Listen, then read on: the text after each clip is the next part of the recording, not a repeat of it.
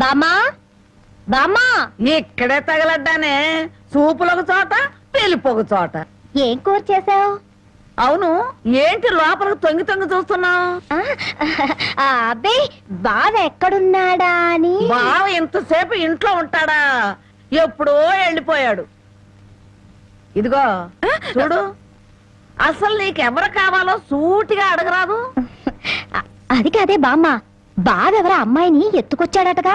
అవును, ఆడ నాన్నకు బుద్ధి చెప్పడం కోసం ఆ అమ్మాయిని తీసుకొచ్చాడు. నీకింత వయసు వచ్చింది, పరాయి ఆడపిల్లని ఇంట్లోకి తీసుకొస్తే నువ్వెట్లా ఒప్పుకుంటావు?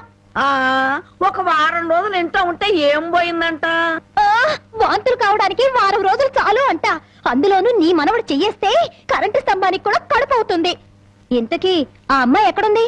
లోపల గదిలో ఉంది.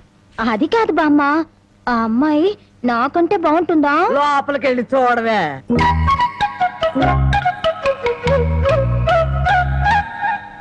ఓ అమ్మాయి, నాకంటే చాలా అందంగా ఉంది. నీ పేరేమిటి? జానకి. ఏం చదివావు? 10th క్లాస్ పాస్ అయ్యాను. అమ్మో, నాకంటే 2 క్లాసులు ఎక్కువే చదివావు. లేచి నిలబడు. ఎందుకు? లెమ్మంటుంటే. ఒక్క మాటలో చెప్పాలంటే అన్నింట్లోనూ నాకన్నా నువ్వే బాగున్నావు. ఇక మా బావ నా వంకేం చూస్తాడు? మీ బావని ప్రేమిస్తున్నావా? చచా, నేను ప్రేమించడం ఏమిటి? అసలు అతన్ని నేనే కాదు, ఏ ఆడపిల్ల ప్రేమించదు. ఏ అంత రౌడీయా? మామూలు రౌడీ అనుకుంటున్నావా? మద్దర్లు మానభంగాలు అవలీలగా చేసేస్తాడు. అసలు ఈ పాటికి నిన్నేదో చేసుండాలే. అదేం లేదు. అలా అని తలుపు బార్లా తెరిచి పడుకో, బతుకు బజార్ అవుతుంది. అవును, నేను ఇక్కడి నుంచి తప్పించేస్తాను. పారిపోతావా? పారిపోతే చంపేస్తానన్నాడు. బాగా నమ్ము. ఏదో సాటి ఆడదాను అని చెప్పాను. నాకెందుకు, నీ కర్మ ఎలా రాసుందో అలా జరుగుతుంది. ఇదిగో, ఒడ్డు పొడుగు చూసి ప్రేమలో పడావు.